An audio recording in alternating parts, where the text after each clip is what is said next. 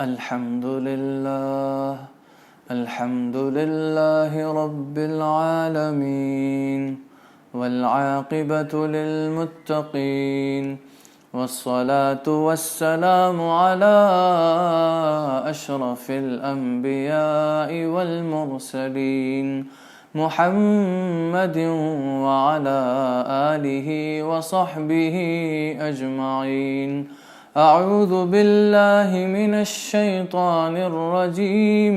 بسم الله الرحمن الرحيم. ألا إن أولياء الله لا خوف عليهم ولا هم يحزنون الذين آمنوا وكانوا يتقون. صدق اللہ العلی العظیم. سامعین اکرام، اولیاء اکرام کی بارگاہ میں ادب، اسی موضوع پر بہت دن سے کلام جاری ہے الحمدللہ. اللہ کے ولیوں کی بارگاہ کا جو ادب ہے، اس کے بارے میں ہم اتنی تفصیل سے اس لیے بیان کر رہے ہیں کہ اللہ کے جو ولی ہوتے ہیں وہ رسول اکرم صلی اللہ علیہ وسلم کے وارث بن کر آتے ہیں. جس طرح رسول اکرم صلی اللہ علیہ وسلم کا اللہ سے تعلق تھا، وحی آتی تھی رسول اکرم صلی اللہ علیہ وسلم کو خدا کی طرف سے، اسی طرح اولیاء اکرام کا بھی اللہ سے تعلق ہوتا ہے. اللہ کی طرف سے اولیاء اکرام کو الہام ہوتا ہے. جس طرح رسول اکرم صلی اللہ علیہ وسلم سے اللہ کی قدرت ظاہر ہوا کرتی تھی معجزات کے ذریعے، اسی طرح اولیاء اکرام سے بھی اللہ کی قدرت ظاہر ہوتی ہے کرامتوں کے ذریعے.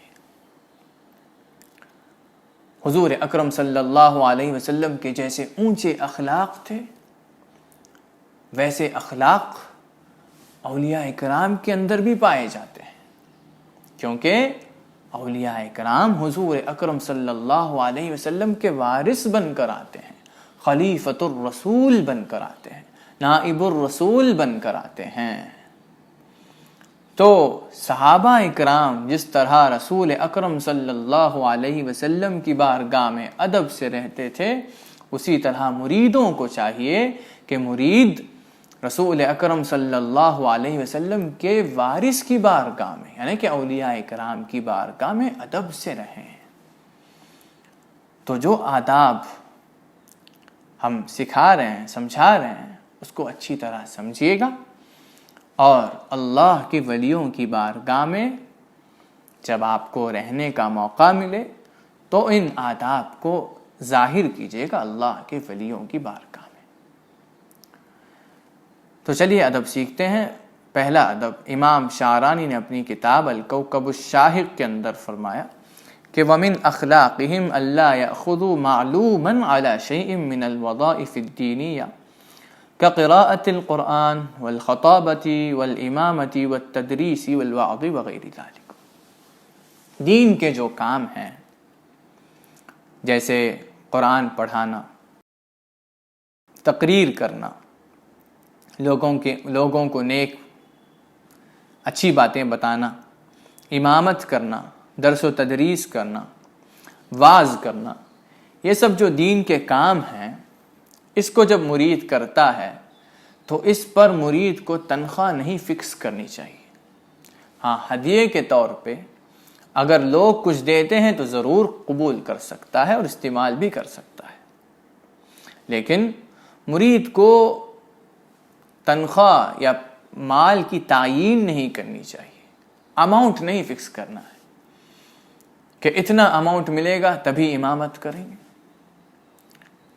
بعض مقرر بہت سارا پیسہ لیتے ہیں تقریر کرنے کا، اور تقریر سے پہلے ہی جب تقریر کے لیے لوگ بلائیں تو فوراً اماؤنٹ بتاتے ہیں، اتنا اماؤنٹ ملے گا تو آئیں گے، اور ایڈوانس پیمنٹ اتنا، اور پھر جب تقریر ختم ہو جائے تو اتنا پیمنٹ. یہ سب ایسے کام مرید کو نہیں کرنی چاہیے.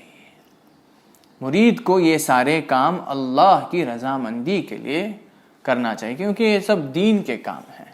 قرآن پڑھانا، کہیں امامت کرنا مسجد میں، واعظ کرنا، یہ سب دین کے کام ہیں. تو یہ سب کام سے مرید اللہ کی رضامندی طلب کرے، اللہ کی رضامندی مقصد ہو. ہدیہ ملتا ہے تو قبول کر سکتا ہے مرید. یہاں پر اس چیز سے منع کیا جا رہا ہے کہ مرید تعیین کرے مال کی، اتنا ملے گا تو آئیں گے. یہ تعیین نہیں ہونی چاہیے.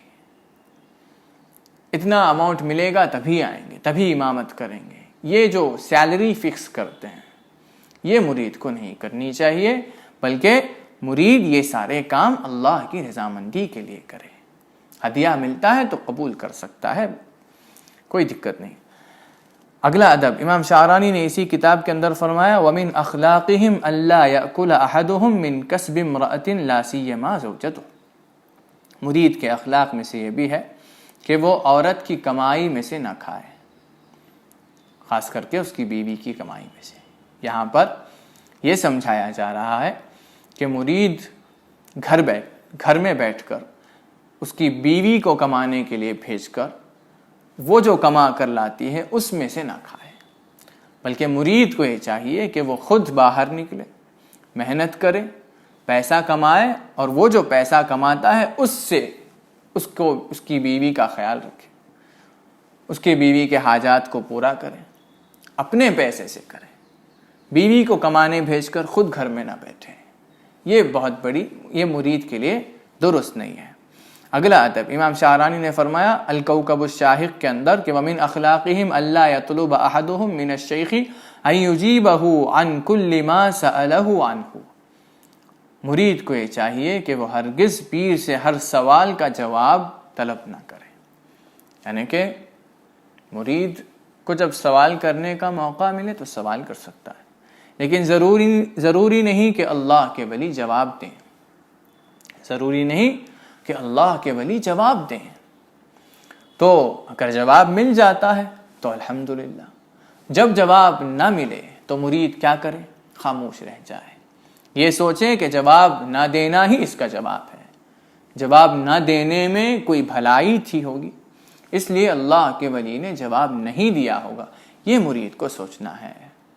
اکثر مرید اس معاملے میں گڑبڑ کر دیتے ہیں، بے ادبی کر بیٹھتے ہیں کہ سوال کرتے ہیں اللہ کے ولی سے، جب جواب نہیں آتا تو فوراً پریشان ہوتے ہوئے پھر سے سوال کرتے ہیں اور سوچتے ہیں ہم نے سوال کیا جواب نہیں دیا.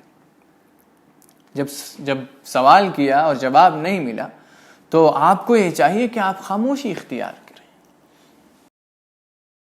پھر سے پوچھنے کی کیا ضرورت ہے؟ ایک اور بار وہی سوال اللہ کے ولیوں کی بارگاہ میں دہرانا نہیں ہے. جب سوال کیا اور جواب نہیں ملا تو خاموش رہنا ہے مرید کو. اور آج کل تو موبائل کا زمانہ ہے. اگر آپ کے پیر فون رکھتے ہوں اور آپ نے میسج کیا ہو، ضروری نہیں کہ رپلائی آ جائے. اگر آ جاتا ہے تو الحمدللہ. جب رپلائی نہیں آئے تو پھر سے وہی سوال کر کے ان کو پریشان نہ کیجیے گا. رپلائی نہ دینے میں ہی بھلائی تھی ہوگی، اس لیے رپلائی نہیں کیے ہوں گے. بہت سارے لوگ بزنس میں کوئی پرابلم ہو تو حل پوچھتے ہیں. اگر حل بتایا جائے تو سن لیجئے گا. اگر حل نہیں بتاتے ہیں اللہ کے ولی، خاموشی اختیار کرتے ہیں، تو اس میں کوئی بھلائی ہوگی سوچ کر آپ کو بھی خاموشی اختیار کرنا ہے. فوراً ایک اور بار اگر سوال کو آپ دہراتے ہیں یا بار بار دہراتے ہیں تو آپ بے ادبی کر رہے ہیں. یہی سمجھایا کہ مرید کو یہ چاہیے کہ وہ جب اللہ کے ولی سے کچھ سوال کرے اور جواب نہ ملے تو راضی ہو جائے، خاموش رہے. آگے یہ بھی فرمایا کہ وَرُبَّمَا كَانَ ذَلِكَ الْجَوَابُ يَضُرُّ بِالْمُرِيدِ. ہو سکتا ہے کہ جواب دینے سے مرید کو کوئی تکلیف آتی ہو، مرید کو کوئی پریشانی لاحق ہو جائے اس جواب کو سن کر. ایسا بھی کوئی جواب ہوگا.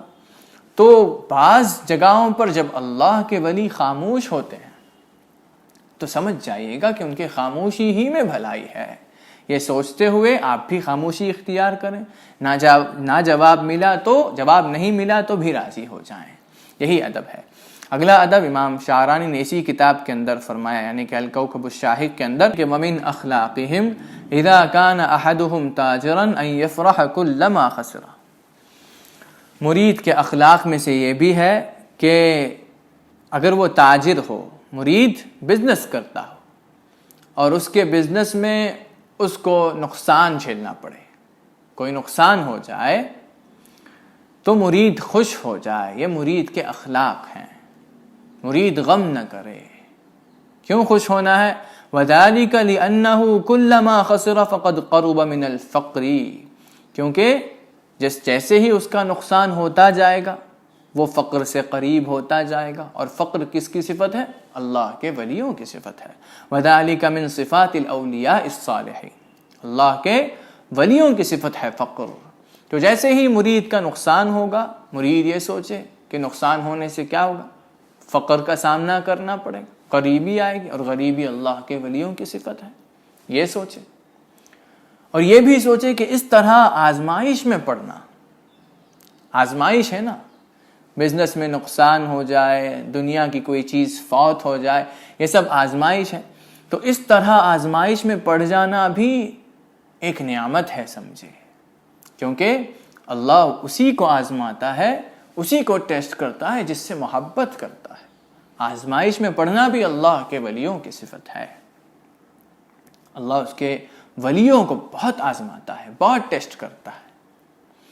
تو جب مرید کو بزنس میں نقصان جھیلنا پڑے یا دنیا کی کوئی چیز مرید کے ہاتھ سے جب نکل جائے تو مرید غم نہ کرے، بس یہ سوچ کر خوش ہوتا رہے کہ اس کو اللہ ٹیسٹ کر رہا ہے۔ یہ اس بات کی دلیل ہے کہ رب العالمین اس سے محبت کرتا ہے۔ یہ ہونے چاہیے مرید کے اخلاق۔ ہرگز مرید غم نہ کرے۔ اللہ اگر دیتا ہے تب بھی مرید راضی رہے، اللہ اگر نہیں دیتا تب بھی مرید راضی رہے۔ اور یہ بھی جان لینا چاہیے کہ یہ جو راستہ ہے اللہ کے ولیوں تک یا پھر اللہ تک پہنچنے کا راستہ، اس میں تکلیفیں تو آئیں گی، کبھی غریبی کا سامنا کرنا پڑے گا، کبھی بزنس میں نقصان ہوگا، کچھ بھی ہو سکتا ہے۔ سب کچھ اللہ رب العزت ٹیسٹ کرتے ہوئے کرتا ہے کہ آپ صبر کرتے ہو کہ نہیں، آپ شکر کرتے ہیں کہ نہیں۔ اگر صبر کریں گے تو اللہ رب العزت راضی ہوگا۔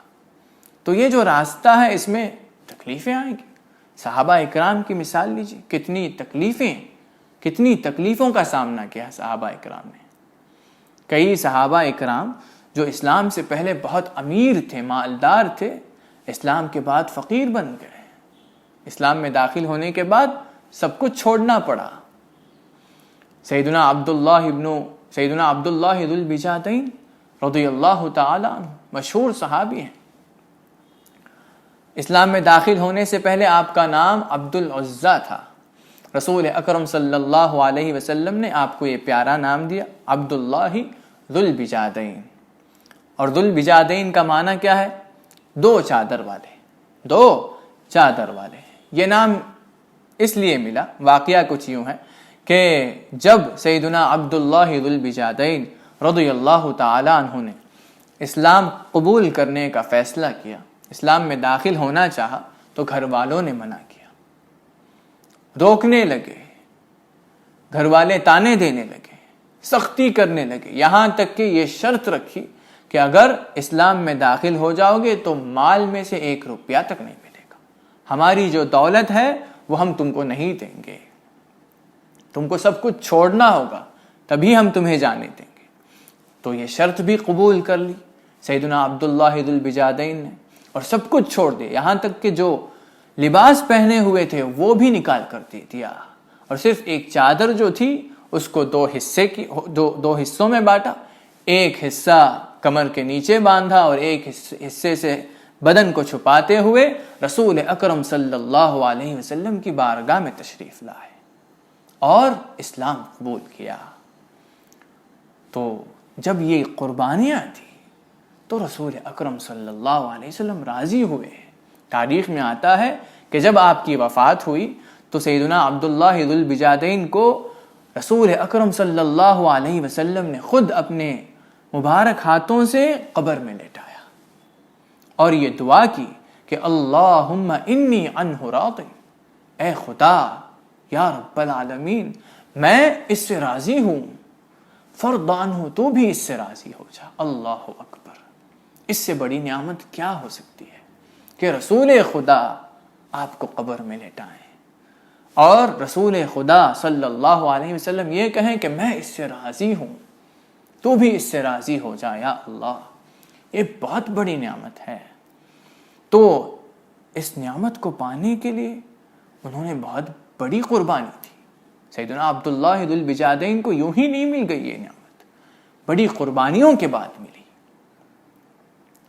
تو مریدوں کو یہ سمجھنا چاہیے کہ اللہ کو راضی کرنے کا جو راستہ ہے، جو اللہ کو راضی کرنے کا جو طریقہ ہے، اس میں بہت ساری تکلیفوں کا سامنا مرید کو کرنا پڑے گا۔ کبھی غریبی آئے گی، کبھی نقصان جھیلنا پڑے گا، بزنس کچھ بھی ہو سکتا ہے، اللہ آپ کو آزما سکتا ہے کسی بھی طرح۔ مرید کو چاہیے کہ مرید صبر کرے۔ اگر مرید ناراض ہوتا ہے ایسے موقع پر اور صبر کو چھوڑ دیتا ہے تو مرید ناکام رہے گا، اللہ تک نہیں پہنچ پائے گا، اللہ کی رضامندی نہیں حاصل کر پائے گا۔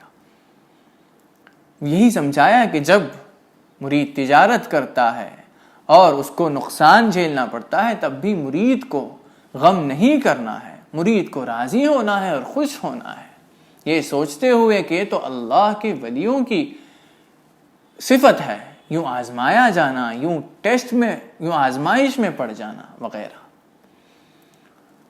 تو الغرض دنیا کی کوئی بھی چیز جب چھوٹ جاتی ہے، ہاتھ سے نکل جاتی ہے، غم نہیں کرنا ہے۔ جب اللہ دیتا ہے تب بھی راضی ہونا ہے، جب اللہ نہیں دیتا تب بھی راضی ہونا ہے۔ یہی مرید کی صفت ہے۔ اور مرید کو یہ بھی چاہیے کہ وہ دنیا کی چیزوں سے خوشی منانا بھی بند کر دے۔ دنیا کی چیز اگر کچھ حاصل ہوتی ہے، اللہ اس کو عطا کرتا ہے تو ضرور استعمال کر سکتا ہے مرید۔ اللہ کا شکر کرتے ہوئے ہر چیز کو استعمال کر سکتا ہے، لیکن کسی بھی چیز سے خوش نہ ہو جائے مرید۔ کوئی دنیا کی چیز حاصل ہو جائے تو مرید ایک دم خوش، بہت خوش ہو گیا۔ الغرض مرید کی جو خوشی ہے وہ دنیا کی چیزوں سے جڑی ہوئی نہ ہو، مرید کی خوشی اللہ سے جڑی ہوئی ہو۔ اللہ کے ولیوں کے بارگاہ میں جانے کا موقع ملا تب مرید خوش ہو، اللہ کے ولی نے کوئی خدمت کرنے کا موقع دیا تب مرید خوش ہو۔ اللہ کے ولی خوشی سے آپ کے طرف دیکھ کر بات کر رہے ہیں، مسکراتے ہوئے آپ سے بات کر رہے ہیں تو مرید خوش ہو۔ مرید کی خوشی ایسی چیزوں سے جڑی ہوئی ہو، نہ کہ دنیا کی ادنا سی حقیر سی چیزوں سے، یہ سمجھیے گا۔ اور سیدنا فضیل بن عیاض رحمت اللہ علیہ فرماتے ہیں فرحک بالدنیا للدنیا یذهب بحلاوت العبادہ۔ دنیا کی چیزوں سے خوشی ہو جانا، دنیا کی چیزوں سے اگر آپ خوشی کرتے ہیں تو عبادت کی حلاوت نہیں ملے گی۔ فرمایا فرحک بالدنیا یذهب بحلاوت العبادہ، دنیا کی چیزوں سے خوشی منانا عبادت کے مزے کو ختم کر دیتی ہے۔ آگے فرمایا وہمک بالدنیا یذهب بالعبادۃ کلھا، دنیا کی چیز جب فوت ہو جائے تو اس پر غم منانا، غمگین ہو جانا عبادت ہی کو ختم کر دیتی ہے۔ یعنی کہ جب دنیا کی کوئی چیز آپ کو چھوڑ کر چلے جائے، آپ کے ہاتھ سے نکل جائے اور آپ غمگین ہو جاتے ہیں اس بات پر تو آپ عبادت کر ہی نہیں پائیں گے۔ اگر کر بھی لیتے ہیں تو آپ کا دل صرف اسی دنیا کی چیز کو سوچتا رہے گا، آپ کو صرف وہی غم ستاتا رہے گا۔ تو آپ ایک طرف تو عبادت کریں گے، دوسری طرف آپ کی عبادت باطل ہوتی جائے گی، کیونکہ آپ کا دل عبادت سے لگا ہوا نہیں ہے، آپ کا دل تو اس دنیا کی چیز سے جڑا ہوا ہے۔ اسی لیے فرمایا وَهَمُّكَ بِالدُّنْيَا يَذْهَبُ بِالْعِبَادَةِ كُلِّهَا، دنیا کی چیز پر غم منانا عبادت ہی کو ختم کر دیتی ہے۔ پہلے تو فرمایا فَرَحُكَ بِالدُّنْيَا يَذْهَبُ بِحَلَافَةِ الْعِبَادَةِ، دنیا کی چیز پر خوشی منانا، دنیا کی کوئی چیز حاصل ہو جائے تو خوش ہو جانا، یہ بات عبادت کے مزے کو ختم کرتی ہے۔ تو دنیا کی چیز پر غم منانا، دنیا کی چیز ہاتھ سے نکل جائے تو غم منانا، یہ بات عبادت ہی کو ختم کر دیتی ہے۔ سیدنا فضیل ابن عیاض رحمۃ اللہ علیہ نے فرمایا۔ تو مرید کی صفت کیا ہے؟ مرید کو یہ چاہیے کہ جب دنیا کی کوئی چیز حاصل ہو تو مرید خوشی نہ منائے، اللہ نے دیا ہے شکر کرتے ہوئے ضرور استعمال کرے، لیکن اس کی خوشی اس سے جڑی ہوئی نہ ہو۔ اور جب دنیا کی کوئی چیز مرید کے ہاتھ سے نکل جاتی ہے تو مرید غم بھی نہ کرے، اللہ نے دیا، اللہ ہی نے لے لیا، یہ سوچتے ہوئے مرید راضی ہو جائے۔ یہ مرید کے اخلاق ہیں۔ اگلا ادب، مرید کو یہ چاہیے کہ وہ حرص سے بچے۔ حرص کا معنی یہ ہے کہ جو اللہ نے دیا اس سے ناراضی ہوتے ہوئے اور طلب کرنا۔ جتنا مال دیا اتنا کافی نہیں، اور چاہیے۔ اگر ایک گھر دیا تو وہ کافی نہیں، اور بڑا گھر چاہیے۔ یہ حرص ہے۔ حرص کے بارے میں رسول اکرم صلی اللہ علیہ وسلم نے فرمایا کہ یحرم ابن آدم وتبقى منہ اثنتان، ابن آدم بوڑھا ہو جاتا ہے، یعنی کہ انسان بوڑھا ہو جاتا ہے پھر بھی اس کے اندر سے دو چیزیں جاتی نہیں۔ بڑھاپے میں بہت ساری چیزیں چلی جاتی ہیں نا، جو جوانی میں جو صحت ہوتی ہے، جو تندرستی ہوتی ہے، جو قوت ہوتی ہے، طاقت ہوتی ہے، وہ بڑھاپے میں نہیں ہوتی۔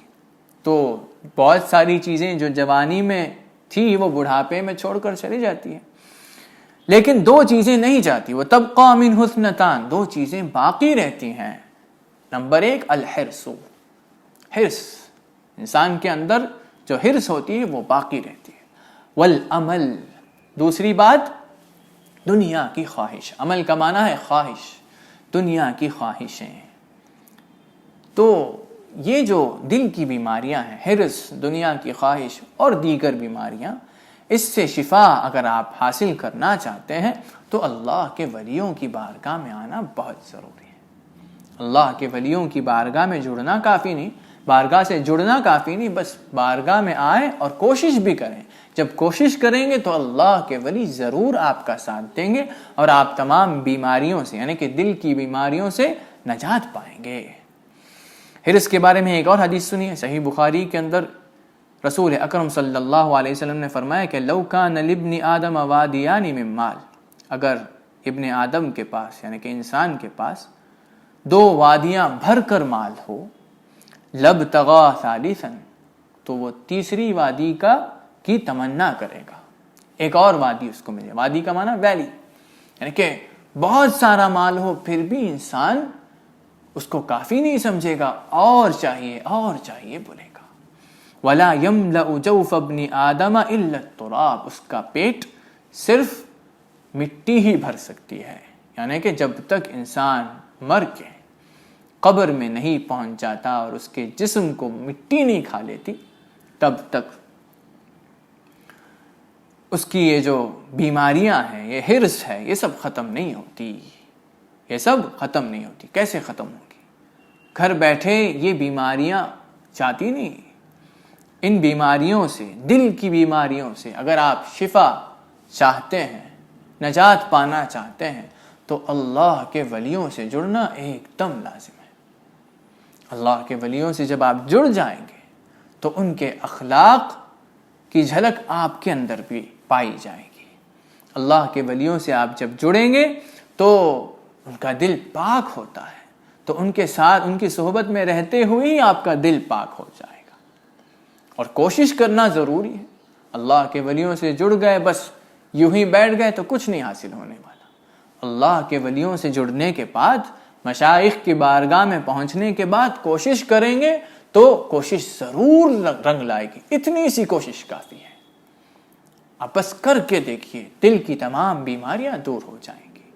حسد، کبر، بغض، غصہ، شہوتیں، دنیا کی خواہشیں، حرص، یہ ساری بیماریاں اگر آپ دل سے نکالنا چاہتے ہیں، دل کو ان بیماریوں سے پاک کرنا چاہتے ہیں تو اللہ کے ولیوں سے جڑنا ایک دم لازم ہے۔ اللہ کے ولیوں سے جڑیں گے تو ضرور ان بیماریوں سے آپ نجات پائیں گے۔ آخر میں سیدنا حسن البصری رحمۃ اللہ علیہ کا ایک قول سن لیجئے عمل کے بارے میں، خواہشوں کے بارے میں۔